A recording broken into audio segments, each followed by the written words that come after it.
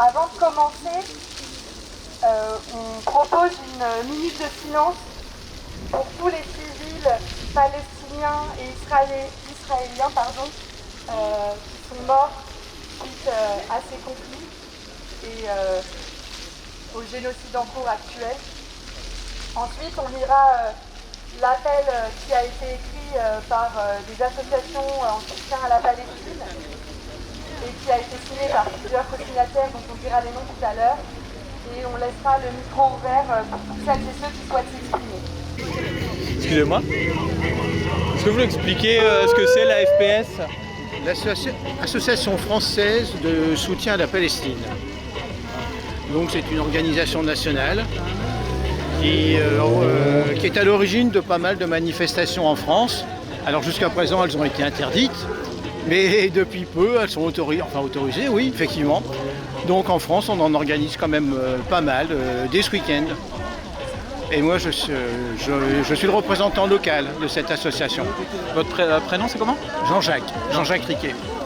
Et du coup le sens d'une manif aujourd'hui c'est quoi pour la FPS C'est rappeler notre soutien évidemment au peuple palestinien, de dénoncer les atrocités qui existent actuellement mais qui existent depuis 1947 en fait, depuis qu'on a décidé de venir mettre ce peuple israélien en plein milieu de nombreux peuples arabes. Et évidemment ils en ont profité, une fois le pied mis sur cette terre, d'empiéter de plus en plus toutes les terres palestiniennes comme vous le savez. Et là maintenant il ne reste quasiment plus rien aux Palestiniens.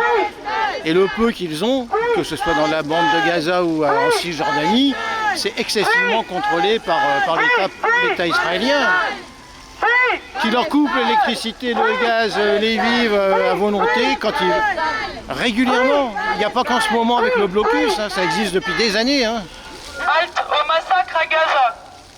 La France doit demander un cessez-le-feu immédiat.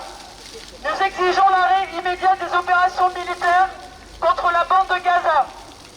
L'offensive menée par l'État d'Israël contre la population de la bande de Gaza, ses habitations, ses infrastructures, est d'une violence sans précédent.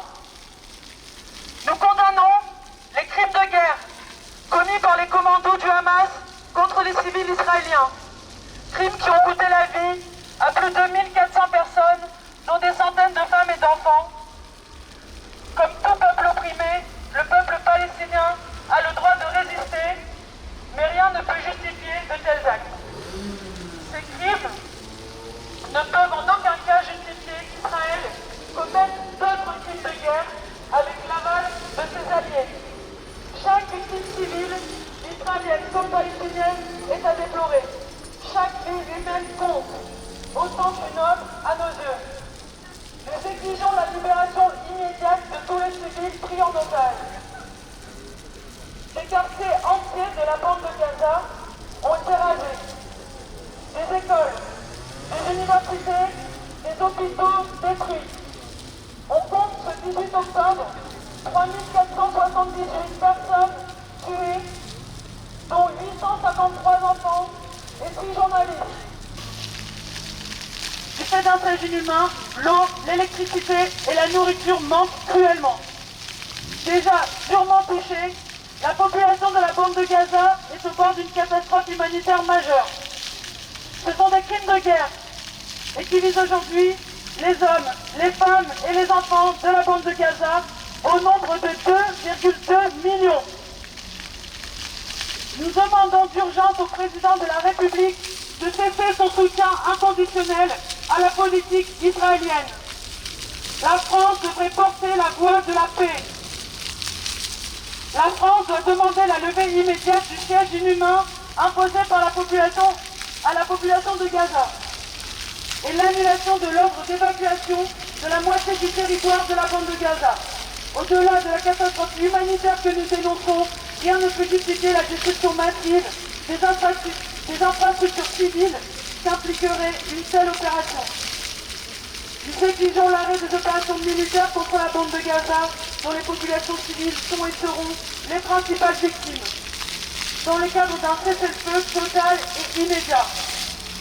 Depuis des dizaines d'années, la communauté internationale est restée passive, sans faire appliquer le droit international, devant les dénis des droits du peuple palestinien, occupation sans fin et colonisation de la Cisjordanie, y compris Jérusalem-Est, blocus destructeur et inhumain de la bande de Gaza depuis 16 ans. Une paix juste et durable ne sera possible que dans le cadre de la reconnaissance des droits du peuple palestinien.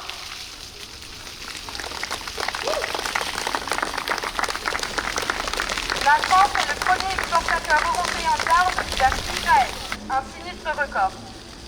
En termes de livraison concrète, la France a vendu pour 111 millions d'euros d'armes à Israël depuis 2017, dont 15,3 millions en 2022.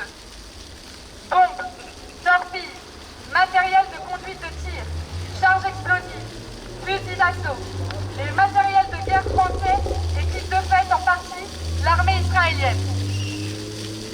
Ce sont les chiffres et les éléments du dernier rapport du ministère des Armées sur les exportations d'armement de la France, publié en septembre 2023. Depuis plus de 10 ans, le gouvernement français vend des armes à l'État colonial d'Israël en totale violation du traité de commission d'armes au sein de l'Union européenne. Traité que le gouvernement a pourtant ratifié en 2014, stipulant l'interdiction de toute vente lorsque les armes sont susceptibles d'être utilisées contre des civils. Pour Benoît Murassiol, président de l'association Action Sécurité Éthique Républicain, ces transferts d'armes vers Israël pourraient participer ou faciliter de graves violations des droits de l'homme, des crimes de guerre, des crimes contre l'humanité ou des génocides. Le président de l'association sonne l'alerte. Il est urgent d'arrêter les transferts d'armes vers Israël. À quand l'arrêt immédiat des transferts d'armement? Comment est-il concevable que les autorités françaises aient permis de telles exportations les années précédentes